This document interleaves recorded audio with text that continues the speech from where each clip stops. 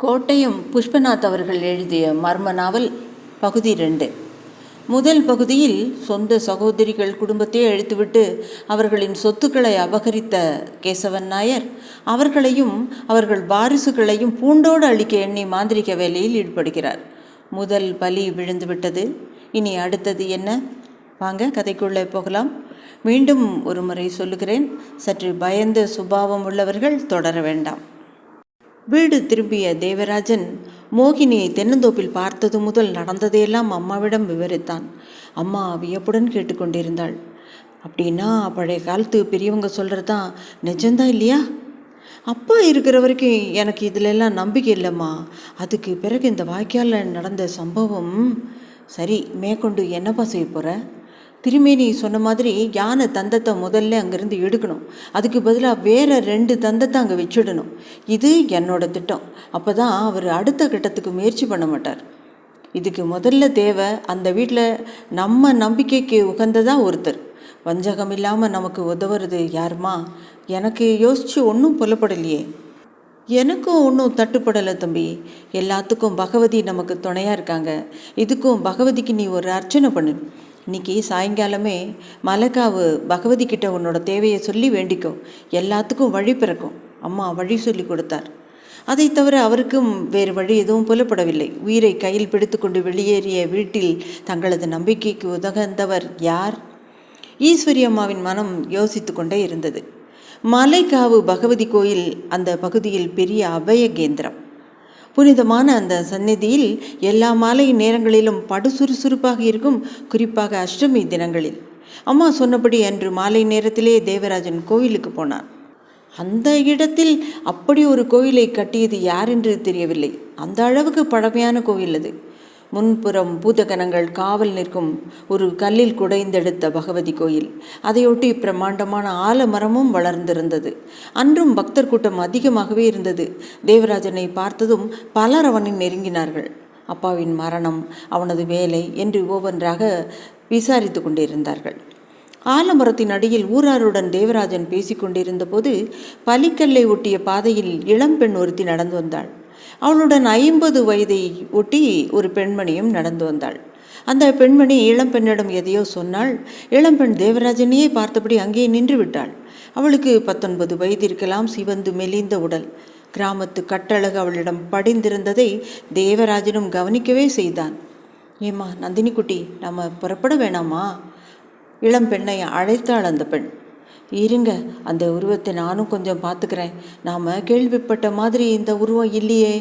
தேவராஜன் மீது வைத்த கண்ணை வாங்காமலே இளம்பெண் பதிலளித்தாள். நந்தினி குட்டியின் மனதில் அதுவரை இருந்த தேவராஜனின் உருவமே வேறு. அவன் ஒரு முரடன், பழக தகுதி இல்லாதவன், வீண் வம்புக்காரன், சண்டைக்கு அலைபவன், ஓடிப்போனவளுக்கு பிறந்தவன், இப்படித்தான் அவளுக்கு சொல்லிக் கொடுக்கப்பட்டிருந்தது. ஆனால் கோவிலுக்கு வந்திருந்த அனைவரும் அவனிடம் மிகவும் அன்பாகவே பேசிக்கொண்டிருந்தார்கள். வயது முதிர்ந்தவர்கள் கூட அவனிடம் மரியாதை காட்டினார்கள். கேசவன் நாயர் சொல்லி வைத்திருக்கிற வர்ணனைகளிலிருந்து இவன் மிகவும் மாறுபட்டவனாக தெரிகிறானே. அந்த கிராமத்தில் அப்படியொரு இளைஞனை அவள் பார்த்ததே இல்லை. தேவராஜன் தன்னை கவனிக்க வேண்டும், தன்னை பற்றி தெரிந்து கொள்ள வேண்டும் என்றெல்லாம் அவள் விரும்பினாள். என்னம்மா அப்படியே நின்றுட்டீங்க? நான் அவர்கிட்ட பேசணும். நான் ஒன்றும் அசலாள் இல்லையே, நந்தினி திருப்பி கேட்டாள். ஐயோ, என்ன வார்த்தமாக சொல்கிறீங்க? கடவுளுக்கு பயந்தாவது என்னை காப்பாற்றுங்க. என்னோட தலை இன்னும் கொஞ்ச நாள் கழுத்திலேயே நிற்கட்டும், அந்த பெண்மணி பயந்தவளாக சொன்னாள். நான் என்ன கை குழந்தையா? என்னோட முறை பையன் தானே அவர்கிட்ட பேசுகிறதுல என்ன தப்பு? என்னம்மா நீங்கள் என்னென்னமோ பேசுகிறீங்க. உங்களுக்கு பயமாக இருந்தால் நீங்கள் கிளம்புங்க. வீட்டில் யாராவது கேட்டால் தெரிஞ்சவங்க வீட்டு போயிருக்கேன்னு சொல்லுங்கள். அப்பாவுக்கு தெரிஞ்சா அதுக்கெல்லாம் ஏதாவது சாக்கு போக்கு சொல்லிக்கலாம். இது தீயோட விளையாடுற மாதிரி தான் எனக்கு தோணுது. நான் தான் உங்களை போக சொல்லிட்டேன்ல. விவாதம், அறிவுரையெல்லாம் தேவையில்லை. நந்தினி கோபத்துடன் பார்த்தாள். அதோ அங்கே தெரியுதே, அந்த பால மரத்து அடியில் நான் நிற்கிறேன். சீக்கிரமாக வந்து சேருங்கம்மா. அவள் கோவிலின் முன்புறம் வந்தாள். அப்போதும் தேவராஜன் ஊராருடன் பேசிக்கொண்டிருந்தான். பஞ்சாயத்து தேர்தலை பற்றித்தான் பேசுகிறார்கள் என்பது புரிந்தது. பேச்சின் நடுவே பலிக்கல்லின் அருகே நின்றிருந்த பெண்ணை கவனிக்கவும் அவன் தவறவில்லை. பழக்கமான ஏதோ ஒரு முகத்தின் சாயல் அவளிடம் தெரிந்தது. ஆட்கள் ஒவ்வொருவராக அவனிடமிருந்து பிரிந்தார்கள். தேவராஜன் மட்டும் தனியானான். கும்பிடுவதற்காக கோவிலுக்குள் நுழைந்தான். உள்ளே பூசாரி மட்டும் இருந்தார். கொட்ட வேண்டியதை எல்லாம் மனதார பகவதியிடம் கொட்டி தீர்த்தான். மனமுருகி பிரார்த்தித்தான். வெளியே வந்தபோதும் அவள் பழைய இடத்திலே நின்று கொண்டிருந்தாள். வேண்டுமென்றே அவளை தாண்டி கொண்டு நடந்தான். கொஞ்சம் நில்லுங்க. தேவராஜன் திரும்பி பார்த்தான். அவள் அவனை நோக்கி வந்தாள். நீங்கள் தேவராஜன் தானே? ஆமாம். ஆனால் உங்களை எனக்கு தெரியலையே. என் பேர் நந்தினி குட்டி, உங்கள் மாமாவோட பொண்ணு. யாரோட பொண்ணு? இன்னும் விளக்கமாக சொல்லணுமா? என்ன மருமகனாக யாருமே அங்கீகரிக்கலையே. நான் காரியஸ்தர் பரமு நாயரோட மகன். ஏன் என்கிட்ட இப்படியெல்லாம் பேசுகிறீங்க? என்னை பற்றி தெரியாதது தான் காரணம்னு நினைக்கிறேன். தெரியாதுன்னு சொன்னால் எப்போவோ உங்களை கோயில் இதே மாதிரி பார்த்துருக்கேன், அதை சொல்கிறீங்களா? நானும் உங்களை கோயிலில் தான் முன்னாடி பார்த்துருக்கேன். அதுக்கு பிறகு உங்களை பார்க்கணுன்னு நினச்சேன். ஆனால் அப்பாவுக்கு பயந்து பார்க்கல. நீங்கள் ஒரே ஒரு மகள் தானா? என்னோட அம்மாவுக்கு நான் ஒரே ஒரு பொண்ணு தான். அப்பாவோட இன்னொரு சம்சாரமும் அவங்க பையனும் இப்போ வந்திருக்காங்க. தேவராஜனுக்கு அந்த செய்தியை புதிதாக இருந்தது. அம்மாவுக்கு கூட இது தெரிந்திருக்காது என்றே தேவராஜன் நினைத்தான். குளவிகளுக்கு மத்தியிலே நான் குடியிருக்கேன். நீங்கள் சொல்கிறது எனக்கு புரியலையே. சொல்கிறேன், நீங்கள் என்னை காப்பாற்றணும். புதுசாக வந்திருக்கிற அம்மாவும் பையனும் என்னை கொன்னுடுவாங்கன்னு நினைக்கிறேன். தேவராஜன் யோசனையில் ஆழ்ந்தபடி நந்தினியை பார்த்தான். நாளைக்கு வீட்டுக்கு கிழக்கே இருக்கிற பனங்காட்டு பூஜை நடக்குது. இதுக்கோ அடித்தளம் போடுறாங்க. ஒரே கோலாகலமாக இருக்கும். மொத்த ஊரும் அங்கே தான் குழுமி இருக்கும். நீங்கள் வந்தால் எல்லா விவரத்தையும் உங்ககிட்ட சொல்கிறேன். உங்களை நான் எதிர்பார்த்துட்டே இருப்பேன், மறக்காதீங்க. பார்க்கலாம். தேவராஜன் பட்டும் படாமலும் பதிலளித்தான். இல்லை, நான் காத்திருப்பேன், கண்டிப்பான குரலில் சொல்லிவிட்டு அவள் பாட்டுக்கு நடக்கத் தொடங்கினாள். தேவராஜனின் வருகையை எதிர்பார்த்து ஈஸ்வரி அம்மா திண்ணையிலே உட்கார்ந்திருந்தார். எரிந்து கொண்டிருக்கும் நில ஒளியின் வெளிச்சத்தில் அமர்ந்திருக்கும் அம்மாவின் தெளிவற்ற உருவத்தை தேவராஜன் தொலைவிலே கவனித்து விட்டான். அம்மா தன்னிடம் சொன்ன விஷயம் எவ்வளவு சீக்கிரம் பலித்து விட்டிருக்கிறது. காவில் உள்ள பகவதி உடனே ஒரு வழிகாட்டி தந்திருக்கிறாரே. அம்மாவின் நம்பிக்கைகளும் வார்த்தைகளும் எவ்வளவு சக்தி வாய்ந்தவை. கோவிலுக்குள் காலடி எடுத்து வைத்ததும் அதன் அடையாளம் தெரிய தொடங்கிவிட்டதே. தேவியை கடலிட்டு நிறுத்தி வைத்தது போலத்தான் அந்த நந்தினி குட்டி பள்ளிக்கல்லின் அருகே நின்று கொண்டிருந்தாள். தேவி சொல்லிக் கொடுத்தது மாதிரியே தான் அவள் தன்னுடன் பேசியதும். நாளை பூஜையின் போது அவள் தனக்காக காத்திருப்பாள். தனது விருப்பப்படியே எல்லாம் கனிந்து வருவதாக தேவராஜனுக்கு தோன்றியது. வழக்கம் போல அம்மாவிடம் நடந்த அத்தனையும் சொன்னான். அவள் அங்கே கஷ்டப்படுற மாதிரி தெரியுதுமா. குளவி கூட்டில் குடியிருக்கிறதா சொன்னான். லேசாக கோடி காட்டவும் செஞ்சா. அவங்க அப்பாவோட 2வது சம்சாரமும் அவரோட பையனும் வீட்டுக்கு வந்து சேர்ந்துருக்காங்களாம். வந்தவங்களை பார்த்து நந்தினி ரொம்ப பயப்படுறா. பையனும் விவகாரமான ஆளுன்னு தோணுது. நந்தினி குட்டியை நான் இது வரைக்கும் பார்த்ததே இல்லைப்பா. எல்லாரும் சொல்ல கேள்விப்பட்டது தான். அவள் எப்படி இருக்கிறா தேவராஜா? அம்மா, மஞ்சளை பிளந்த நிறம், உங்களை மாதிரியே நீண்டு அடர்ந்த தலைமுடி. ஆனால் அந்த கேசவன் நாயரோட செருக்கு இல்லை மாவட்ட. பாவம், அப்போ ரொம்ப கஷ்டப்படுறா போல் இருக்கு. இருக்காதம்மா, அப்பா 2வது பொண்டாட்டிக்கிட்ட மாட்டியிருந்தார்னா அவங்க பையனுக்கு பலம் ஜாஸ்தியாகுமே. சரி, வேற என்ன சொன்னா நந்தினி? நாளைக்கு அவங்களோட பனங்காட்டில் ஏதோ அடித்தள பூஜையாம், ஹோமம் எல்லாம் இருக்கும் போல இருக்கு. என்னை கண்டிப்பாக வரணும்னு சொல்லியிருக்கா. நீ என்ன சொன்ன? பார்க்கலான்னு சொன்னேன். தம்பி, இதில் ஏதாவது சூழ்ச்சி இருக்குமா? நந்தினி குட்டியை பார்த்தா எனக்கு அப்படி ஒன்றும் தோணலம்மா. எனக்கு தெரிஞ்சு நம்ம நோக்கத்துக்கு உதவ நந்தினியை தவிர வேறு யாரையும் நம்ம நம்ப முடியாதுமா. உண்மைதான், வேறு யார் இருக்காங்க? இன்னொரு விஷயமும் இருக்குது. அவள் உன்னோட முறை பொண்ணும் கூட.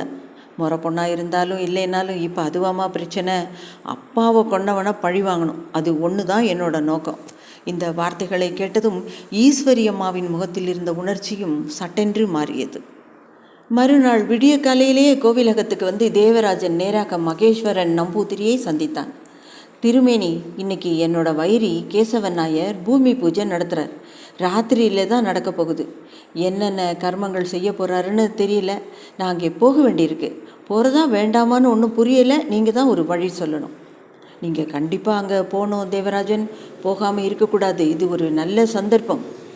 நந்தினியை பற்றி தேவராஜன் சொன்ன பிறகு திருமேனி கொஞ்சம் கூட தயங்காமல் உற்சாகம் கொடுத்தார். யாரையாவது துணைக்கு கூட்டிகிட்டு போகணுங்களா? யாரும் வேண்டாம். உடல் பாதுகாப்புக்காக மந்திரத்தை நான் ஜெபிச்சு தரேன். எப்படிப்பட்ட ஆயுதமும் உங்கள் உடம்புக்கிட்ட வராது. நந்தினியோட அறிமுகமும் நட்பும் உங்களுக்கு கிடைச்சதும் ஒரு விதத்தில் நல்லது தான். திருமேனி உடனே மற்றொரு கருப்பு சரடை ஜெபித்து தேவராஜனின் இடது கையில் அவரை கட்டிவிட்டார்.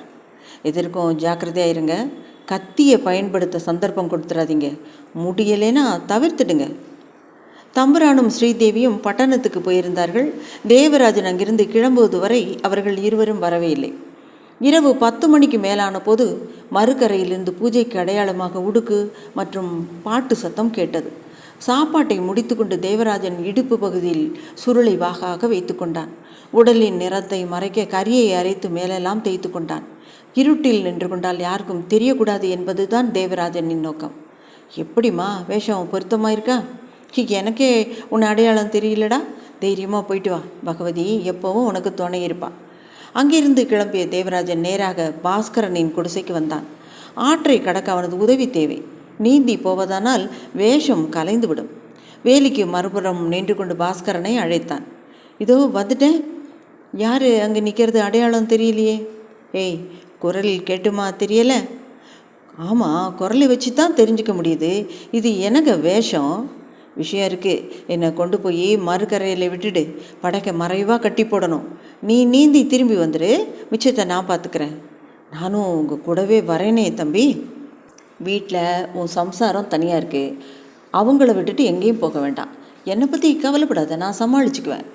வீட்டுக்குள் போன பாஸ்கரன் மனைவியிடம் தகவல் தெரிவித்து விட்டு திரும்பி வந்தான். படகுத்துறையை அடைந்தனர். பாஸ்கரன் துடுப்பு போட்டு படகை நகர்த்தினான். தேவராஜனை இறக்கிவிட்ட பிறகு நிழல் பகுதியில் படகை மரத்தில் கட்டி வைத்துவிட்டு ஆற்றில் நீந்தி திரும்பினான். அங்கிருந்து ஒற்றையடி பாதை மூலமாக பனங்காட்டை நோக்கி நடந்தான் தேவராஜன். அந்த உடுக்கு சத்தத்தை லட்சியமாக கொண்டே தேவராஜன் நடந்து கொண்டிருந்தான். முற்றிலும் பழக்கமில்லாத பிரதேசம். அம்மா சொல்லித்தந்த அடையாளங்களின் அடிப்படையில் தான் நடந்து கொண்டிருந்தான். தேவராஜன் காட்டின் வடபுற ஓரத்தை ஒட்டி கிழக்கு புறமாக நடந்தான். கிழக்கு திசையில் குறிப்பிட்ட இடத்தில் தென்புறமாக திரும்பினான். வெளிச்சம் தன் உடலின் மீது படாமல் வெகு எச்சரிக்கையாக நடந்தான். பனங்காட்டின் மையப்பகுதியில் ஆண்களும் பெண்களுமாக நின்று கொண்டிருந்தார்கள். அவர்கள் கேசவ நாயரின் குடும்பத்தைச் சேர்ந்தவர்களாகத்தான் இருக்க வேண்டும் என்று நினைத்தான். நந்தினிக்குட்டி சொன்னதெல்லாம் உண்மை என்பது அவனுக்கு விளங்கியது. மந்திர உச்சாடனங்கள் உயர்ந்தன. விளக்கு வெளிச்சத்தில் யார் யாரெல்லாமோ தட்டுப்பட்டார்கள்.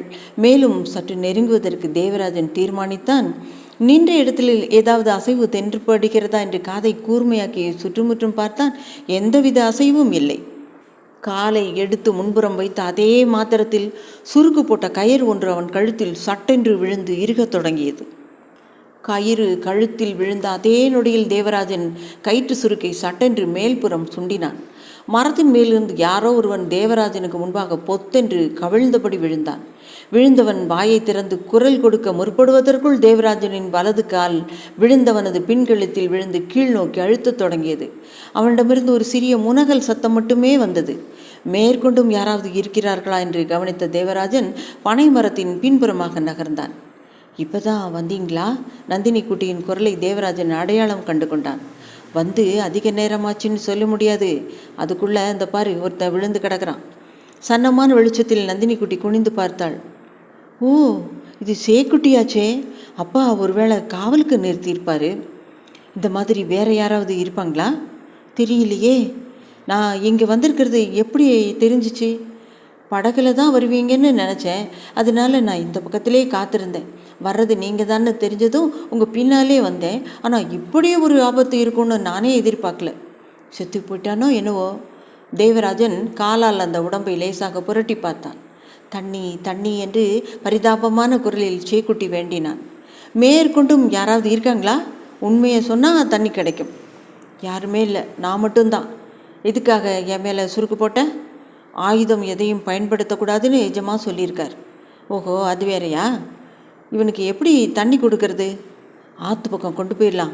இனிமேல் இவனை கண் பார்வையிலே வச்சுக்கிறது தான் நல்லது என்று நந்தினி சொன்னாள். அப்போ அப்படியே செஞ்சிடலாம். தேவராஜன் சேக்குட்டியை தூக்கி தோளில் போட்டுக்கொண்டான். பிறகு ஆற்றங்கரையை நோக்கி நடக்கத் தொடங்கினான். கொஞ்சம் தண்ணீரை குடித்தவுடன் சேக்குட்டி நன்றாக பேசத் தொடங்கினான். மிதி எப்படி இருந்தது? தேவராஜன் கேட்டார். நல்ல மிதி தான், தப்பு சொல்ல முடியாதே. யாராக இருந்தாலும் அந்த மாதிரி சூழ்நிலையில் அப்படி தான் நடந்துப்பாங்க. பரவாயில்ல, புத்திசாலித்தனமாக யோசிக்கிறேன். அப்பா எதுக்கு ஒன்றா அனுப்பிச்சிருக்கார்? நந்தினி கேட்டாள். காவலுக்கு தான் சந்தேகப்படுற மாதிரி யாராவது வந்தால் அந்த மாதிரி குரல் கொடுக்க சொல்லியிருந்தார். கூடவே அகப்படுற ஆளை கூட்டிகிட்டு வர்றதுக்கு ஒரு கயிறு கொடுத்து அனுப்புனார். ஆனால் இந்த உருவத்தை பார்த்ததும் சட்டுன்னு எனக்கு இப்படி ஒரு யோசனை தோணி போச்சு. அதனால தான் பாதி பனைமரத்திலேயே இருந்தனா கயிற்றை வீசிவிட்டேன். தனி ஆளாக பிடிச்சு கொடுத்தா பரிசும் மொத்தமும் உனக்கே கிடைக்குங்கிற உன்னோட நோக்கம்தானே? அதற்கு அவன் பதில் அளிக்கவில்லை. சேக்குட்டி, இப்போ 2 வழி தான் இருக்குது. ஒன்று ஆற்ற கடந்து அப்படியே போயிடணும், இல்லைன்னா என்னை பார்த்ததே மறந்துடணும். எது உனக்கு சௌகரியம்? அக்கறைக்கே போயிடுறேன். அப்படின்னா கிழக்கு பக்கமாக நடந்து ஆற்றுல இறங்கி நீந்திப்போ. மறுக்கரையில் ஒரு காவல் மாடம் இருக்குது, அங்கே யாரும் இருக்க மாட்டாங்க, போய் படுத்துக்க. நான் வந்து எழுப்புறேன். நாளையிலேருந்து நீ என்கிட்ட வேலை செய்யலாம். சேக்குட்டு சற்று நேரம் யோசனையில் ஆழ்ந்தான். இவ்வளவெல்லாம் நடந்த பிறகு இதுதான் நல்லது என்று அவனுக்கும் தோன்றியது. திரும்பவும் கோயிக்கல் வீட்டுக்கு போனால் ஒருவேளை கழுத்தில் தலை இருக்காது. மனைவியும் ஒரு குழந்தையும் இருக்கிறார்கள். அவர்களும் மாமனார் வீட்டுக்கு போயிருக்கிறார்கள். வரும்போது கூப்பிட்டு கொண்டால் போயிற்று. சரி, நீங்கள் சொல்கிறபடியே செய்கிறேங்க. சேக்குட்டி ஆற்றோரமாகவே நடந்து போனான். நான் நிச்சயமாக வருவேன்னு நம்பிக்கை இருந்ததா நந்தினி உனக்கு? அவர்கள் மட்டும் தனியான போது தேவராஜன் கேட்டான். உங்களை பார்த்தா நம்பிக்கை மோசம் பண்ணுறவரா தெரியலையே. சமீப காலமாக நான் கனவு கண்டுட்டு இருந்தேன். நந்தினி குட்டி பாறை மீது சுட்டு விரலால் வட்டம் போட்டபடி பேசினான். கனவிலையும் என்னோட வேஷம் இதுதானா? சிரித்து கொண்டே கேட்டான். நான் இந்த மாதிரி வேஷம் போட்டு வந்தது சேக்குட்டி எப்படி கண்டுபிடிச்சான்? சேக்குட்டி அப்பாவோட நெருங்கின கையாள். குள்ள நரி மாதிரி தந்திரசாலி, புத்திசாலி. ரொம்ப நெருங்கின ஆளாக இருந்தால் தான் அவன் திரும்பி போகாமல் இருக்கான். போனால் உயிரோடு இருக்க மாட்டான்னு அவனுக்கே தெரியும். சரி, இப்போ பூஜை நடக்கிறது யாருக்குன்னு தெரியுமா? தெரிஞ்சிருச்சு. சாமுண்டியை தான் பிரதிஷ்டை பண்ணியிருக்கு. போன தடவை பூஜையோட முடிவில் யானையை பலி கொடுத்து தான் கேள்விப்பட்டேன். அது உண்மையா? நானே சொல்லிடுறேன், அங்கே நடக்கிற ரகசியமான விஷயங்களுக்கு எதுவுமே எனக்கு தெரியாது. எங்கிட்ட சொல்லவும் மாட்டாங்க. தேவையானதை சாப்பிட்டுக்கலாம், புளிய மரத்தடியில் போய் உட்காந்துக்கலாம், விளையாடலாம். சில நேரம் துணைக்கி லட்சுமி குட்டி இருப்பாள். யார் அது லட்சுமி குட்டி? வேலைக்காரி, பார்க்கவியோட மக. எனக்கு இருக்கிற ஒரே பேச்சுத்தனா அவள் தான். என் சித்தி பையன் எப்படி? ஐயோ, அவன் பயங்கரமான ஆசாமி. 20-22 வயசு இருக்கும். எந்த நேரமும் சாராயமும் கஞ்சாவும் தான். பேசிக்கொண்டே இருந்தார்கள். பூஜை நடக்கும் இடத்திலிருந்து என்னென்னமோ சத்தங்கள் அப்போது கேட்டுக்கொண்டிருந்தது. யானையோட பிளிரல் சத்தம் கேட்டுமா வலி கொடுத்தது தெரியலன்னு சொல்கிறேன் நந்தினி. யானை இந்த பனங்காட்டுக்குள்ளே நிற்கிறத நான் பார்த்தேன். நல்லா குழு குழுன்னு இருந்துச்சு. நீண்ட தந்தமுள்ள யானை. ராத்திரி நேரங்களில் அது சில சமயம் அப்படி கத்தும். அப்புறம் நான் ஒரு நாள் செத்து போயிட்டதா சொல்லி கேள்விப்பட்டேன். யானையோட உடம்பையும் பனங்காட்டிலே புதைச்சிட்டாங்களா? அப்படி தான் லட்சுமி குட்டி சொன்னா. நான் நேரில் பார்க்கலையே. அதனுடைய தந்தங்கள் ரொம்ப பெருசா. அப்படின்னா அந்த தந்தங்களை விட்டுருக்க மாட்டாங்களே. ஒருவேளை அப்பா விற்றுருக்கலாம். சச்சா, வித்திருக்க மாட்டார். கேசவன் நாயரோட வீட்டு வாசலில் யானை தந்தங்களை வச்சுக்கிறது ஒரு கௌரவம் இல்லையா? வாசல் அப்படிலாம் எதுவும் இல்லையே. அப்படின்னா ஏதாவது அறைக்குள்ளே வச்சுருப்பார். என்னால் அந்த மாதிரியெல்லாம் அறைக்குள்ளே பூந்து பார்க்க முடியுமா என்ன? கொஞ்ச நேரம் பேசி கொண்டிருந்து விட்டு நந்தினி குட்டி புறப்பட்டாள். இவ்வளவு கஷ்டப்பட்டு வந்ததற்கு ஓரளவு பலன் கிடைத்ததாக தேவராஜனுக்கு தோன்றியது. மகிழ்ச்சியுடன் ஆற்றை கடந்தான். அந்த வீட்டை பற்றி சரியாக தெரியாமல் ராத்திரி நேரத்தில் போயிருக்கானே என்று ஈஸ்வரி அம்மாள் நினைத்து கொண்டே இருந்தாள். அவனை பார்த்ததும் தான் மூச்சே வந்தது. போன காரியம் காயா பழமா? பழுக்கிற கட்டந்தாமா? சாமுண்டிக்கு பூஜை பண்ணுறாங்க. போகும்போது ஒரு சின்ன இடைஞ்சல். ஒருத்தன் திடீர்னு கழுத்தில் சுருக்க போட்டு இழுத்துட்டான். அப்புறம் அவனை வழிக்கு கொண்டு வந்தேன். அவன் இப்போ நம்ம காவல் மாடத்தில் தான் படுத்திருக்கான். பெரிய கோயக்கல் காரணவரின் கையாள். என்கிட்ட தோற்று போயிட்டான்னு தெரிஞ்சா அவனோட உடம்புல உசுறு இருக்காதுமா. அதனால் நம்மக்கிட்டே இருந்துடுன்னு சொல்லி கூட்டிகிட்டு வந்துட்டேன். யார்? சேக்குட்டியா சொல்கிறேன். நல்ல வேலை செஞ்ச தம்பி. அவன் குடும்பத்தையும் சேர்த்து கூட்டிகிட்டு வந்துரு. பூஜையை முடிந்து சாமுண்டியை பிரதிஷ்டை செய்த பிறகு நேராக வீட்டுக்கு வந்த கேசவன் நாயர் முதலில் விசாரித்தது சேக்குட்டியைத்தான். அவனை தேடி போன வேலைக்காரன் வெறுங்கையுடன் திரும்பி வந்து சேக்குட்டியின் வீடு பூட்டப்பட்டிருப்பதாக சொன்னான். கேசவன் நாயருக்குள் முதலாக சந்தேகம் முளைவிட தொடங்கியது. மிகவும் தந்திரசாலியான சேக்குட்டியை யாராவது கடத்தி கொண்டு போயிருந்தால் அந்த நபர் சாதாரணமானவனாக இருக்க முடியாது. கடைசியில் ஜோதிடரை வரவழைத்து பிரசன்னம் வைக்க சொன்னார். அப்போதுதான் சேக்குட்டி எதிராளியிடம் கூடியிருப்பது தெரிந்தது. ஓஹோ, அப்படியா செய்தி? அப்போ ஒட்டு மொத்தமாக குழி பறிச்சிட வேண்டியது தான். மேற்கொண்டும் பொறுத்திருக்கிறதுக்கு அர்த்தமே இல்லை. கேசவன் நாயர் கரிக்கிளை பார்த்து சொன்னார். கரிக்கிளை சவுக்கையில் விட்டுவிட்டு கேசவன் நாயர் கிளம்பி போனார். மறுநாள் விடிய காலையில் கோவிலகத்துக்கு வந்த தேவராஜன் இரவில் நடந்ததையெல்லாம் திருமேனியிடம் விவரித்தான். எல்லாவற்றையும் கவனமாக மனதில் வாங்கி கொண்ட திருமேனி சொன்னார், நடந்ததையெல்லாம் வச்சு பார்த்தா தேவராஜனும் சில மந்திரங்களை கற்றுக்கிறது நல்லதுன்னு தோணுது. ரொம்பவும் அவசியமான சிலதை நான் சொல்லித்தரேன், உங்களுக்கு எப்போ வசதிப்படும்? உங்களுக்கு எந்த நேரம் சௌகரியமாக தோணுதோ சொல்லுங்க, அப்போவே வரேன். அப்போ நாளைக்கே ஆரம்பிக்கலாம். எங்கே, எந்த இடம்? ஏன் இங்கேயே ஆரம்பிக்கலாம். எப்படி இருந்தாலும் தேவராஜன் அடிக்கடி நீங்கள் இங்கே வர வேண்டியிருக்கு, அதோட இதுவும் சேர்ந்துக்கிட்டோம். தேவராஜன் வீட்டுக்கு வந்து விஷயத்தை அம்மாவிடம் சொன்னபோது அவர் மிகவும் மகிழ்ச்சி அடைந்தார். நம்ம நல்ல காலத்துக்கு தான் அந்த திருமேனி இங்கே வந்து சேர்ந்திருக்கிறார். இல்லைன்னா சரியா அப்பாவோட மரணம் நடந்த அன்னைக்கு அவர் இங்கே வர வேண்டிய அவசியம் இல்லையே. சேக்குட்டியின் மதிய உணவை பாஸ்கரன் தான் எடுத்துக்கொண்டு போனான். திரும்பி வந்த பாஸ்கரன் தேவராஜனிடம் சொன்னான், தம்பி, நீங்கள் உடனே போய் சேக்குட்டியை போய் பாருங்கள், உங்ககிட்ட என்னமோ பேசணுமோ. தேவராஜன் சேக்குட்டி தங்கியிருந்த காவல் மடத்துக்கு போனான். பாஸ்கரன் கொடுத்து விட்டு போன பீடியை பற்ற வைத்து புகை விட்டு கொண்டிருந்தான் சேக்குட்டி. உங்களை ரொம்ப சங்கடப்படுத்திட்டேன்னா? நான் இப்படி உட்கார்ந்து இருக்கிறத பார்த்து கேட்குறீங்களா தம்பி? ஆனால் உண்மையில் அது இல்லை. ரொம்ப நாளாக அடைப்பட்டு இருந்த கூண்டிலேருந்து இப்போ தான் தப்பிச்சு வந்த மாதிரி இருக்குது தம்பி. சரி, நீங்கள் இங்கே வந்துட்ட விஷயம் அம்மாவுக்கு ரொம்ப சந்தோஷம் தெரியுமா? அவங்கள பார்த்து எத்தனை வருஷம் ஆச்சு தெரியுமா? என்னை விட 12 வயசு பெரியவங்க உங்கள் அம்மா. அம்மா என்ன சொன்னாங்க தெரியுமா? நீங்கள் தான் கோயிக்கல் வீட்டில் பெரிய கையாக இருந்தீங்களா? ஆமாம் தம்பி, ஓரளவுக்கு அது உண்மைதான். ஒரு வகையில் சொன்னால் எல்லா விஷயத்துலையும் நான் சாட்சியாக இருந்திருக்கேன். சேக்குட்டி அணைந்து போன பிடியை மறுபடி பற்ற வைத்து கொண்டான். அப்படின்னா யானையை பலி கொடுத்த விஷயம் உங்களுக்கு தெரியுமா? யானையை கொண்டு வரத்துக்கு நானும் வடக்கால ரொம்ப தூரம் போயிருந்தேன். ஒரே வெட்டில் அதோட கழுத்தை வெட்டினவனும் நான் தான். சேக்குட்டி அதை மிகவும் சாதாரணமான விஷயம் போல பேசினான். அதை கேட்டு தேவராஜன் வியப்படைந்தான். தடித்து கொழுத்து போன ஒரு யானையை ஒரே வெட்டில் துண்டாக்கிய ஒருவன் தனக்கு முன்பாக உட்கார்ந்திருக்கிறான், அதற்காக எந்த விதமான கர்வமும் கொள்ளாமல். ஆனால் உங்களை எனக்கு ஒரு விஷயத்தில் ரொம்ப பிடிச்சிருக்கு தம்பி. உருவாஞ்சுருக்க நான் உங்கள் கழுத்தில் வீச போட்ட போது கயத்தை பிடிச்சி என்ன கீழே இழுத்து போட்டிங்களே, அந்த வேகம் அசாத்தியம்தான். அந்த நேரத்தில் நீங்கள் மட்டும் அப்படி நடந்துக்கலைன்னா கண்டிப்பாக அடுத்த நிமிஷம் நீங்கள் கயிறு இறுக்கி மூச்சு திணறி செத்தே போயிருப்பீங்க. அப்படி ஏதாவது நடந்திருந்தால் புளிய மரத்தில் நீங்கள் தூக்கு மாட்டி தற்கொலை செஞ்சுக்கிட்டதா ஊருக்குள்ளே சொல்லியிருப்பாங்க. சொல்லுகிற விஷயங்கள் எவ்வளவு தான் பெரியவையாக இருந்தாலும் அதை வெகு சாதாரணமாக சொல்லி கொண்டிருந்தான் அவன். அதுவும் நேர்மையுடன் கூட்டல் கழித்தல் குறையாமல் சொல்லுகிறான். ஏன் சேக்குட்டி, கயிறுக்கு பதில் கத்தியை எடுத்துருக்கலாமே நீங்கள்? காரணம் இருக்குது தம்பி. நீங்கள் அங்கே வருவீங்கன்னோ, அந்த மரத்துக்கு கீழே நிற்பீங்கன்னோ, உங்கள் உடம்புல எந்த ஆயுதமும் படக்கூடாதுன்னு கரிக்கிள் சொல்லியிருந்தாரு. அதனால தான் சரியாக அந்த இடத்துல கயிறோடு காத்திருந்தேன். உதவிக்கு வேறு யாரையுமே சேர்த்துக்காம ஒத்தையாளாக சமாளிச்சிடலான்ற தைரியமாக இருந்தீங்களா? ஒருவேளை கரிக்கிளோட உற்சாகமும் ஒத்துழைப்பும் என் கூட இருந்ததுக்கு காரணமாக இருக்கலாம் தம்பி. ஆமாம், இப்போது சேக்குட்டியை காணமேன்னு தேட மாட்டாங்களா? இந்த இடத்த தவிர என்னை வேறு எல்லா இடத்துலையும் தேடி இருப்பாங்க. நான் இங்கே வருவேன் அவங்க எதிர்பார்த்திருக்கவே மாட்டாங்க. ஏன் அப்படி சொல்கிறீங்க? நடந்ததெல்லாம் நாம் எதிர்பார்க்காத விஷயங்கள் தானே. எங்கள் வீட்டுக்கு வரீங்களா சேக்குட்டி? வரேன் தம்பி, சின்னம்மாவை பார்க்கணுன்னு ரொம்ப ஆசையாக இருக்குது. ஈஸ்வரி அம்மாவை பார்த்ததும் சேக்குட்டியின் கண்கள் நிறைந்து வழிந்தன. நாம்மா பாவிம்மா, சேக்குட்டி கை தூப்பி தொழுதபடி பேசினான். பரவாயில்ல சேக்குட்டி, யார் உனக்கு சாப்பாடு போடுறாங்களோ அவங்க சொல்கிறதுக்கு நீங்கள் கட்டுப்பட்டு தானே ஆக்கணும். அதில் எந்த விதமான தப்புமே இல்லை. சேக்குட்டிக்கு உடுக்க உடையும் படுக்க பாயும் கொடுத்து காவல் மடத்துக்கு அனுப்பி வைத்தார். இரவு சாப்பாட்டை முடித்து கொண்டு போன போது தேவராஜனும் அவனுடன் கிளம்பினான். நீங்கள் போங்க தம்பி, நான் தனியாகவே போய்க்கிறேன். இருக்கட்டும், ராத்திரியாச்சே, 2-3 நாளைக்கு நானும் உங்கள் கூட வரேன். வரப்பு வழியாக நடந்து கொண்டிருந்த போது சற்று தொலைவில் காவல் மாடத்தின் அருகே 4-5 பேர் நிற்பது தெரிந்தது, நிழல் உருவங்களாக.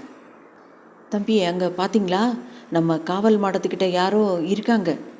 இருக்கட்டும், இவ்வளோ தூரம் வந்துட்ட பிறகு 2ல் 1 பாத்திர வேண்டியதுதான். என்ன சொல்கிறீங்க? நானும் அதே தான் சொல்ல வந்தேன் தம்பி, அதான் நல்லது. உங்ககிட்ட ஏதாவது ஆயுதம் இருக்கா சேக்குட்டி? இடுப்பில் சுருள் வச்சுருக்கேன். அவர்கள் கேசவ நாயரின் வீட்டிலிருந்து சேக்குட்டியை கொல்லுவதற்காக அனுப்பப்பட்டவர்கள். அங்கு இருந்த 5 பேரும் ஒட்டு மொத்தமாக சேக்குட்டியின் மீது பாய்ந்தனர். தேவராஜனும் சேக்குட்டியும் இதை எதிர்பார்க்கவே செய்தனர். அதனால் எச்சரிக்கையுடன் நடந்து கொண்டனர். அதன் பிறகு அந்த பகுதியில் உலோகங்கள் ஒன்றுடன் ஒன்று மோதியதால் நெருப்பு பொறிகள் அந்தரத்தில் தெரித்து பறந்தது. தம்பி, முன்னால பின்னால ஜாக்கிரதை. சேக்குட்டி அவசியமான சந்தர்ப்பங்களில் குரல் கொடுக்கவும் தவறவில்லை. சற்று நேரத்துக்குள் 5 பேரும் தோல்வியடைந்த ஆற்றுக்குள் குதித்தார்கள். ஆற்று தண்ணீர் சிவந்து போயிருந்தது. அவர்கள் கடுமையாக காயப்பட்டிருந்தார்கள். இன்னொரு தடவை வந்தால் உங்கள் பணம்தான் ஆற்றில மிதக்கும். உங்களை அனுப்பி வச்ச ஆள்கிட்ட போய் சொல்லுங்க, தேவராஜன் உரத்த குரலில் சொன்னான். தோல்வியுடன் திரும்பி வந்தவர்களை பார்த்து கேசவன் நாயர் கேட்டார், வீரமாக போனீங்களே, யாரையாவது தொலைச்சி கட்டினீங்களா? உடம்பில் பட்ட காயங்களுடன் அவர்கள் மௌனமாக தலை குனிந்து நின்றார்கள். உங்கடா முட்டா பசங்களா, உங்களை எல்லாம் நம்பி. நாயர் கோபத்துடன் கத்தினார். இதற்கும் பதில் எதுவும் சொல்லாமல் மௌனமாகவே அங்கிருந்து வெளியேறினார்கள். கேசவன் நாயர் நேராக கருக்கிலிடம் போனார். கருக்கிலே, விஷயம் தெரியுமா? என்னாச்சு? சேக்குட்டி அங்கே போய் சேர்ந்துட்டான். அவனை தேடி போனவங்க மட்டும் காயங்களோடு திரும்பி வந்திருக்காங்க. பரவாயில்ல விடுங்க, மனுஷங்க போனால் முடியாத காரியத்துக்கு அனுப்ப நம்மக்கிட்ட ஆளுங்களுக்கா பஞ்சம்? யாருக்கும் அடையாளம் தெரியாது, ஏன் கண்ணுக்கே தெரிய மாட்டாங்க. அப்படி ஒரு ஆளை அனுப்புகிறேன்.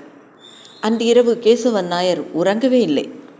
மறுநாள் கேசவன் நாயர் காரியஸ்தரிடம் கேட்டார், சேட்குட்டியோட சம்சாரமும் அவன் குழந்தையும் அவனோட மாமியார் வீட்டுக்கு போயிருக்காங்கல்ல, இங்கேருந்து ஆள் அனுப்பி அவங்கள இங்கே கூட்டி வந்துட்டா அதை வச்சு நாமளும் ஒரு ஆட்டம் ஆடி பார்க்கலாமே. யார் போய் அவளை கூட்டிகிட்டு வர்றது? நம்ம குஞ்சிராமனை அனுப்பி வைக்கலாம். அவனை அவளுக்கு நல்லா தெரியும், சந்தேகப்பட மாட்டான். நேற்று ராத்திரி சேக்குட்டியை பிடிச்சிட்டு போய் வலது கை சுண்டு விரல் வெட்டுப்பட்டதில் அவன்தான் ரொம்ப கோபத்தோடு இருக்கான். அப்படின்னா அவனையே அனுப்பி வைங்க. கேசவன் நாயர் சம்மதித்தார். மறுநாள் காலையில் குஞ்சிராமனை கோயக்கல் வீட்டுக்கு அழைத்தனர். சேக்குட்டி தான் அவன் விரலை வெட்டினானா என்று மிகவும் கரிசனத்துடன் கேட்டார் கேசவன் நாயர். தெரியல, நேற்று நடந்த சண்டை வழக்கம் போல இல்லை. உங்கள் மாப்பிள்ளை நாம் நினைக்கிற மாதிரி கிடையாது, ரொம்ப கெட்டிக்காரர். ஏய், என்ன வார்த்தை பேசுகிற? அந்த ஓடி போனவளோட மகனை என்னோட மருமகன்னு சொல்லாதடா. நான் தான் அவளை என்றைக்கோ காரியமெல்லாம் பண்ணிட்டேனே. இப்போ அவள் எதிராளியும் கூட, விட்டு வைக்கக்கூடாதவ. குஞ்சிராமன் மௌனமாக நின்று கொண்டிருந்தான். நான் உன்னை வரவழைச்சது அவனை பற்றி நீ புகழ்ந்து பேசுகிறத கேட்கறதுக்கு இல்லை, உன்னை சேக்குட்டியோட மாமியார் வீட்டுக்கு அனுப்புறதுக்கு. நீ அங்கே போய் சேக்குட்டிக்கு உடம்பு சரியில்லை, உங்களை பார்க்கணுன்னு சொல்கிறான்னு சொல்லி அவளை கையோடு கூட்டிகிட்டு வா. வீடு தெரியும்ல? தெரியும். அப்போ என்ன, காரியம் சுலபம்தான். இப்போவே கிளம்பு. அப்புறம் அவளோட குழந்தை, இப்போதைக்கு குழந்தையெல்லாம் வேண்டாம், என்ன புரிஞ்சிச்சா? குழந்தைய விட்டுட்டு வர முடியாதுன்னு அவன் சொன்னான். அவன் ரொம்ப முடியாமல் கிடக்கிறான். குழந்தைய கொண்டு வந்தால் அவனை கவனிச்சிக்க முடியாதுன்னு ஏதாவது சொல்கிறா. பார்க்குற வேலையே வேணாம், நீ அவளை கையோடு கூட்டிகிட்டு வர்ற. சரி, இந்த செலவுக்கு வச்சுக்கோ, 50 ரூபாய் போதும் இல்லையா? கேசவன் நாயர் தனது மடியிலிருந்து 5 10 ரூபாய் நோட்டுகளை எடுத்து அவனிடம் நீட்டினார். குஞ்சிராமன் எங்கே போகிறான் என்று யாரிடமும் சொல்லவில்லை. வழியில் யாரெல்லாமோ கேட்டார்கள். பக்கத்து பட்டணம் வரை போவதாக ஒரே பதிலையே திரும்ப திரும்ப சொன்னான். பட்டணத்துக்கு வந்தவன் மற்றொரு பஸ்ஸில் ஏறி கிழக்கு புறமாக பயணம் செய்தான். குஞ்சிராமனை அந்த நேரத்தில் அங்கே எதிர்பாராத மாதவிக்குட்டி ஒரு கணம் வியப்படைந்தாள். என்னங்க இந்த பக்கம் அவர் வந்திருக்காரா? ஐயோ, அவர் வயிற்று வலியால் துடிச்சிட்டு இருக்கான். யார் இருக்காங்க, அவனை கவனிச்சிக்க. வழியில் மனதில் ஒத்திகை பார்த்திருந்த வார்த்தைகளை பக்குவமாக சொன்னான். வயிற்று வலி என்று சொன்னால் அதுவும் கவனிக்க ஆள் இல்லையே என்பதால் குழந்தையை விட்டு விட்டு வருவாள் என்று தான் அவன் கணக்கு போட்டு அப்படி சொன்னான். இருங்க, நானும் கிளம்புறேன். மாதவிக்குட்டி வீட்டுக்குள் நுழைய முயன்றாள். குழந்தையை அம்மாவிடம் விட்டுவிட்டு மாதவிக்குட்டி உடை மாற்றிக்கொண்டு உடனே கிளம்பினாள். கடைவீதி பக்கம் வந்தபோது 2 பாட்டில் சரக்கை ஊற்றிக்கொண்ட குஞ்சிராமன் பீடி ஒன்றை பற்ற வைத்து கொண்டு அவள் வரும் வழியையே பார்த்து கொண்டிருந்தான். புறப்படலாங்களா? மாதவி பரபரப்புடன் கேட்டாள். பஸ் புறப்படுவதற்கு தயாராக நின்று கொண்டிருந்தது. போய் வண்டியில் உட்காருங்க, வண்டி கிளம்புறதுக்குள்ளே வந்துடுறேன். பஸ்ஸின் போர்டை ஒரு தடவை பார்த்தான் குஞ்சிராமன். கேசவன் நாயர் கொடுத்த பணத்தில் இன்னும் 30 ரூபாய் இருக்கிறது. பஸ்ஸுக்கு 10 ரூபாய் போதும். கண்டக்டரிடம் வந்தான். என்னமோ விசாரித்துவிட்டு மறுபடியும் கள்ளுக்கடை பக்கமாக ஓடினான். அவன் நிதானமாக திரும்பி வந்த பிறகும் பஸ் கிளம்பவில்லை. வண்டியில் ஏறி உட்கார்ந்தான். ஒரு வழியாக பஸ் புறப்பட்டது. பஸ் பட்டணத்துக்கு வந்தபோதே இருட்டத் தொடங்கியிருந்தது. அங்கிருந்து மற்றொரு பஸ் ஏறி ஊர் வந்து சேருவதற்குள் நன்றாக இருட்டி விட்டிருந்தது. மாதவி அவனிடம் என்னெல்லாம் கேட்டுக்கொண்டே வந்தால் அவன் எல்லாவற்றுக்கும் ஒரே மாதிரி முனகி கொண்டே தான் வந்தான். பெரிய கோயில்கள் வீட்டின் முன்புறத்தை அடைந்தபோது வாசலிலேயே கைமல் நிற்பது தெரிந்தது. சேக்குட்டியை உங்கள் வீட்டிலேருந்து கொண்டு வந்து நம்ம தேங்காய் குடவுனில் தான் படுக்க வச்சுருக்கோம். பனங்காட்டுக்கு தென்புறம் தான் இருந்தது குடவுன். மாதவிக்கு ஒன்றும் புரியவில்லை. அங்கேயே போகலாம். குஞ்சிராமன் அழைத்து சென்ற வழியிலேயே அவரை பின்தொடர்ந்தாள் மாதவிக்குட்டி. மாதவிக்குட்டி அம்மா வீட்டிலிருந்து பஸ்ஸில் புறப்பட்ட பிறகு சேக்குட்டி மாமியார் வீடு வந்து சேர்ந்தான். தேவராஜனது யோசனைப்படி மனைவியையும் குழந்தையையும் அழைத்து போக வந்திருந்தான். மாதவியின் வீட்டை அடைந்த போது குஞ்சிராமன் வந்து ஏற்கனவே அழைத்து போன தகவலை சொன்னாள் மாதவியின் தாய். அப்போதுதான் சேக்குட்டிக்கு விஷயம் புரிந்தது. குழந்தை எங்கம்மா? பின்னால் விளையாடிட்டு இருக்கு. குழந்தையை தூக்கி கொண்டு ஓடத் தொடங்கினான். தேவராஜனின் வீட்டை அடைந்த போது இரவு 10 மணிக்கு மேலாகிவிட்டது. உன் சம்சாரம் எங்க? ஈஸ்வரி அம்மா கேட்டார். அவங்க அவளை ஏமாற்றி கூட்டிகிட்டு போயிட்டாங்கம்மா. எனக்கு உடம்பு சரியில்லைன்னு மாமியார் வீட்டில் சொல்லியிருக்காங்க. தேவராஜன் அவன் பேசுவதை கேட்டபடியே வெளியே வந்தான். சரி, குழந்தைய அம்மா கிட்ட விட்டுட்டு கிளம்பு. நாமளே போனால் தான் சரியாக இருக்கும். தேவராஜன் வேட்டியை ஒரு தடவை உதறி இறுக கட்டிக்கொண்டு வீட்டுக்குள் நுழைந்தான். அவனை தடுப்பதா வேண்டாமா என்று ஈஸ்வரி அம்மாள் ஒரு கணம் யோசனையில் ஆழ்ந்தாள்.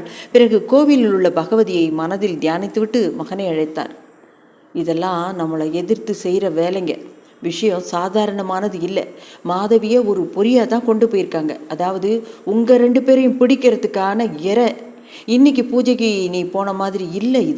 இந்த தடவை இன்னும் விரிவான ஏற்பாடுகள் செஞ்சுருப்பாங்க. மிச்சத்தை சேக்குட்டியோட யோசனைக்கே விட்டுடுறேன். ஈஸ்வரி அம்மா முன்னறிவிப்பு செய்ய தவறவில்லை.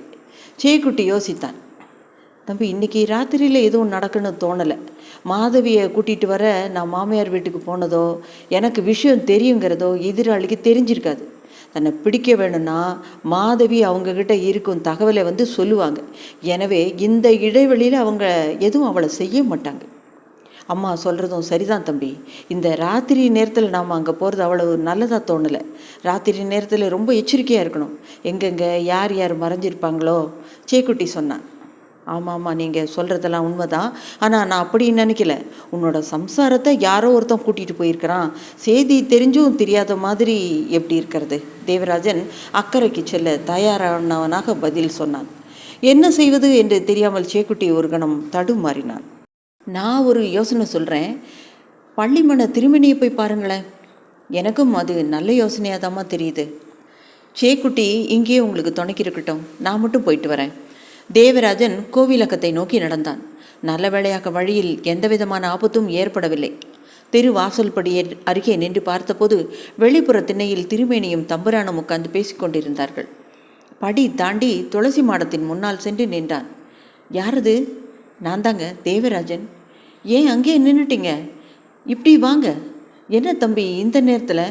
அந்த அளவுக்கு எதுவும் பிரச்சனையா? ஸ்ரீதேவி, காஃபி எடுத்துட்டு வாமா. தம்புரான் உட்புறம் திரும்பி குரல் கொடுத்தார். காஃபி என்று அப்பா குரல் கொடுத்தவுடனே ஸ்ரீதேவி காஃபியுடன் வந்தாள். தேவராஜன் தான் வந்திருப்பான் என்று அவளது நினைப்பு. காஃபியை தேவராஜனிடம் கொடுத்துவிட்டு எண்ணெய் விளக்கின் திரியை நீட்டிவிட்டு வாசல் அருகில் நின்று கொண்டாள். அவள் வந்தபோது மல்லிகை பூக்கள் மொத்தமாக மலர்ந்தது போல் இருந்தது. தேவராஜன் அவசர அவசரமாக காஃபி குடித்தான். காரணம் இன்னும் வந்த விஷயத்தை சொல்லவில்லையே. பிறகு நடந்ததை எல்லாம் விவரித்தான். அப்போ மாதவி இப்போ எங்கே இருக்கான்னு தெரியணும். தனக்குத்தானே சொல்லிக்கொண்ட திருமேனி தென்புற அறைக்கு போய் கையில் ஒரு சிமிழுடன் திரும்பி வந்தார். ராத்திரியில் பார்க்கக்கூடாதுங்கிறது முறை, இருந்தாலும் சூழ்நிலை அப்படி இருக்கே. இந்த மாதிரி சந்தர்ப்பங்களில் அதையெல்லாம் பார்க்கக்கூடாது. ஸ்ரீதேவி, இப்படி விளக்குக்கிட்ட வந்து உட்காருமா. வலது கையை நீட்டுமா. திருமேனி சிமிழை திறந்தபடி சொன்னார். அந்த மகா மாந்திரிகன் தனது பரதேவதையை மனதுக்குள் தியானித்துவிட்டு கையில் இருந்த பச்சை தென்னோலையை ஈர்க்கிளியால் சிமிழிலிருந்து மையை எடுத்து ஸ்ரீதேவியின் உள்ளங்கையில் வட்டமாக தேய்த்தார். ஸ்ரீதேவி புருவங்களுக்கு மத்தியில் நடுவிரலின் முனையால் அழுத்தி கொண்டு உள்ளங்கையை பாருமா. அப்புறம் நான் சொன்னதை கவனமாக கேட்டுட்டு தியானம் பண்ணிட்டு மையையே பாருமா. ஸ்ரீதேவி அவர் சொன்னபடியே செய்தாள். இனி நான் சொல்கிறபடி சொல்லுமா. எனக்கு எனக்கு என்று ஸ்ரீதேவி பின்தொடர்ந்தாள். சேக்குட்டியோட சம்சாரம் மாதவியை பார்க்கணும், காட்டித்தாங்க. திருமேனி சொல்லி தந்ததை ஸ்ரீதேவி சொன்னாள். வட்ட வடிவமான மைப்பரப்பு ஸ்ரீதேவியின் கண் முன்னால் வளர்ந்து பெரிதானது. அதன் உட்புறத்தில் எங்கோ வெகு தொலைவில் இருந்து வெளிச்ச புள்ளி ஒன்று நெருங்கி வந்து கொண்டிருந்தது. பின்னர் அது ஒரு பெரிய வெளி வட்டமாக மாறியது. கடைசியில் அது எண்ணெய் விளக்கின் தீப நாளமாக மாறியது. மங்கலான அதன் வெளிச்சத்தில் ஒரு தூணில் கைகளை பின்புறமாக பிணைத்து கட்டியபடி வாயில் துணிப்பந்து செருகப்பட்டு ஒரு பெண் உருவம் தென்பட்டது. ஏதாவது தெரியுதாம்மா? தெரியுது. ஒரு பொம்பளைய தூணில் கட்டி போட்டிருக்காங்க. அவங்களோட முதுகு பக்கம் 2 கையையும் வளைச்சி பின்பக்கமாக கட்டியிருக்காங்க. அவங்க வாயில் துணி சொருக்கியிருக்காங்க. அவங்க பக்கத்தில் ஒரு மண்ணெண்ணெய் விளக்கு இருக்குது. ஸ்ரீதேவி சொல்லிக்கொண்டே போனாள். அந்த உருவம் எப்படி இருக்குன்னு சொல்லுமா? நல்ல சிவந்த நிறம், 2 நாடி உடம்பு, கொஞ்சம் அழகாக இருக்காங்க. சந்தேகம் இல்லை, அவங்க தான் என்றான் தேவராஜன் இடைப்பட்டு. பக்கத்தில் காவலுக்கு யாராவது இருக்காங்களா? காமிச்சு தாங்கன்னு கேட்டு பாருமா. ஸ்ரீதேவி அப்படியே சொன்னாள். ஒரு சினிமா படத்தில் காணும் காட்சி மாதிரி ஸ்ரீதேவியின் உள்ளங்கையில் இருந்த மைவட்டத்தில் மாற்றங்கள் ஏற்பட்டது. கடைசியில் மாதவியை கட்டி போட்டிருக்கும் வீட்டின் 4 வெள்ளி மூலைகளிலும் 2 பேராக காவல் இருப்பது தென்பட்டது. எல்லாரது முன்னாலும் மது பாட்டில்கள் இருந்தன. அவள் பார்த்ததையெல்லாம் அப்படியே ஒப்பித்தாள். வேற ஏதாவது தெரியுதான்னு பாருமா. வீட்டை சுற்றி 4 பக்கமும் கொப்பரை காய போடும்போது மேலே விரிக்கிற சன்னமான வலையை விரித்து வச்சுருக்காங்க. வலையோட மையத்தில் ஒரு கயித்தை கட்டி அதை தென்னை மரத்தில் பிணைச்சிருக்கிற கப்பியிலே கட்டியிருக்காங்க. சரி, அந்த வீட்டோட அடையாளம் ஏதாவது சொல்ல முடியுமாம்மா? சுற்றியும் பலகையால் ஆனால் சுவர், நம்ம தேங்காய் குடோன் மாதிரி இருக்குது. அப்படின்னா அது தேங்காய் குடோனே தான், தம்புரான் சொன்னார். போதும்மா. ஸ்ரீதேவி விளக்கில் இருக்க எண்ணெயை தொட்டு மையை எடுத்துடுமா. அப்படியே செய்தாள். நீ போய் படுத்துக்கம்மா. தூக்கம் வரல, நான் இங்கேயே கொஞ்ச நேரம் உட்காந்துருக்கேனே. அவள் தேவராஜனை கடைக்கண்ணால் பார்த்தபடி சொன்னாள். அதுக்கு என்ன, உட்காந்துக்க, தம்புரான் சொன்னார். ரொம்பவும் புத்திசாலித்தனமாக தான் ஏற்பாடு பண்ணியிருக்காங்க. வலையை மீறி உள்ளே நுழைஞ்சா கப்பியில் இருக்கிற கயத்தை இறக்கிட்டா வலைக்குள்ளே மாட்டிக்க வேண்டியது தான். அதனால் ரொம்ப ஜாக்கிரதையாக செயல்படணும். அப்புறம் காவல்காரங்களை அமுக்கும்போது எந்த விதமான சத்தமும் கேட்கக்கூடாது. 4 பக்கமும் ஒரே சமயத்தில் தாக்குதல் நடத்தணும். தேவராஜன் சொன்னான். அதுக்கு நான் என்னாலான ஒரு ஏற்பாடு பண்ணித்தரேன் என்று திருமேனி சொன்னார். 4 தேவராஜன்கள் போது இல்லையா? ஆனால் ஒரு விஷயம், தேவராஜன் எப்பவும் கிழக்கு திசையிலே நிற்கணும், மறக்கக்கூடாது. வலையை நாசப்படுத்தவும் கூடாது. நான் எப்போ போகலாங்க திருமேனி? திருமேனி சற்று நேரம் கண்களை மூடி யோசனையில் ஆழ்ந்தார். தாமதம் பண்ணாதீங்க. ராத்திரி 1 மணிக்கு மாதவி அம்மாவை தவசம் பண்ணுறதுக்கு ஒருத்தன் காத்துட்ருக்கான். அதனால் அதுக்கு முன்னாடியே போகிறது தான் நல்லது. 3வது ஜாமத்திலே புறப்பட்டுடுங்க. தேவராஜன் உட்கார்ந்திருந்த இடத்திலிருந்து எழுந்து விடை பெறாமலே அங்கிருந்து கிளம்பினார். மாதவி குட்டியை காப்பாற்றினார்களா? அங்கு அவர்களுக்கு நேர்ந்த பயங்கரம் என்ன? அடுத்த பகுதியில் பார்க்கலாம்.